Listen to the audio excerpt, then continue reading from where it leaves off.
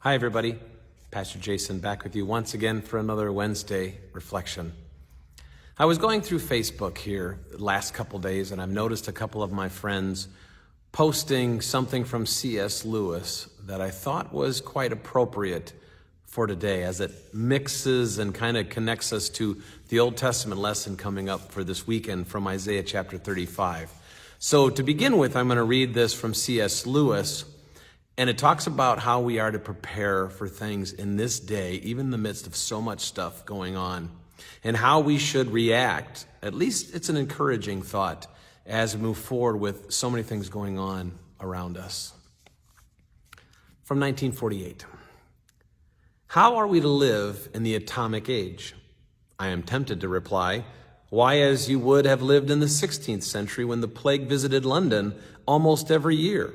Or as you would have lived in a Viking age when raiders from Scandinavia might land and cut your throat any night. Or indeed, as you are already living in an age of cancer, an age of chronic pain, an age of paralysis, an age of air raids, an age of railway accidents, an age of motor accidents. In other words, do not let us begin by exaggerating the novelty of our situation. Believe me, dear sir or madam, you and all whom you love were already sentenced to death before the atomic bomb was invented.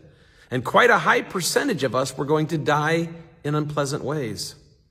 It is perfectly ridiculous to go about whimpering and drawing long faces because the scientists have added one more chance of painful and premature death to a world which already bristled with such chances and which death itself was not a chance at all, but a certainty. The first action to be taken is to pull ourselves together. If we are all going to be destroyed by an atomic bomb, let that bomb, when it comes, find us doing sensible and human things, praying, working, teaching, reading, listening to music, bathing the children, playing tennis, chatting to our friends over a pint and a game of darts, not huddled together like frightened sheep and thinking about death. They may break our bodies. A microbe can do that, but they need not dominate our minds. I'm thankful for a couple people that posted that on Facebook, and as I read it, I thought, boy, how appropriate it is for this day as we continue to be really anxious about a lot of things around us, and yet in that midst of that reality, that it doesn't paralyze us or keep us from living.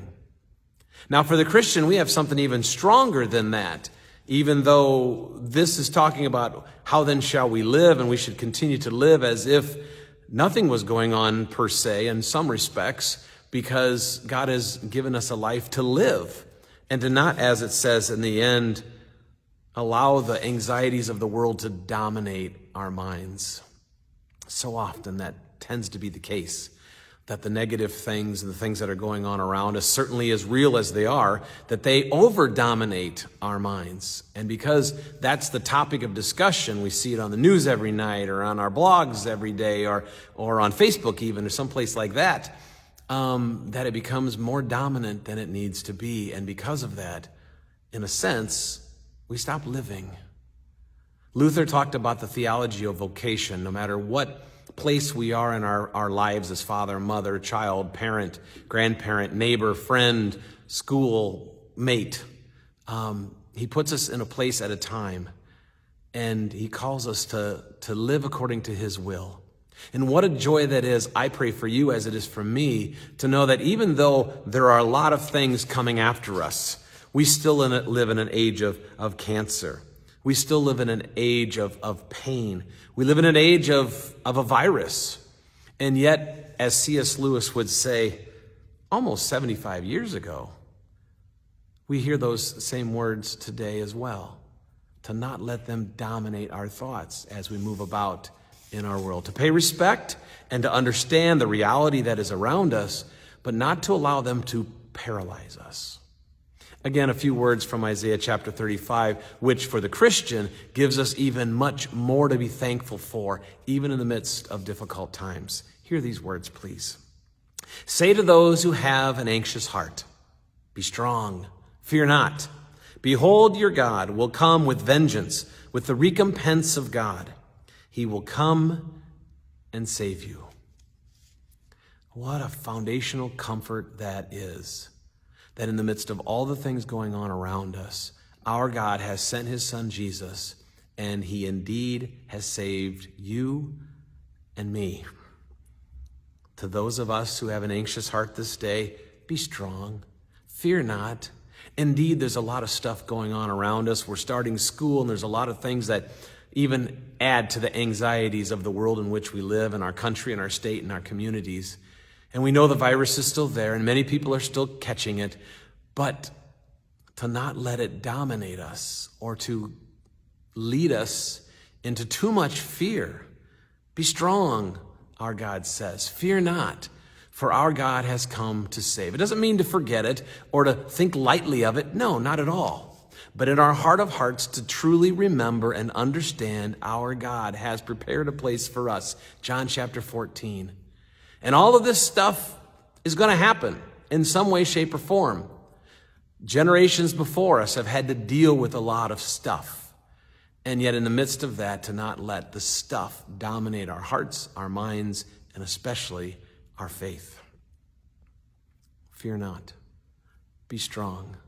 Our God has saved you and me. That is our witness, even in the midst of all the things going on around us this and every day. For those of you who are young, who will live 20, 30, 50, 60 years down the road, there will be more things to come. And God's word will continue to remind us in the same way. Be strong, fear not, for I am your God. I have saved you. For me, that gives me great peace in the midst of the anxieties that push in on me.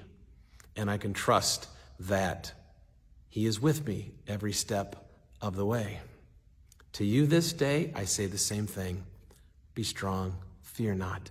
Lean on the understanding of our great God. Remember that he has saved you and has prepared a place for you to be with him for all eternity. I pray you're strengthened in that as we live out the life God has given to us.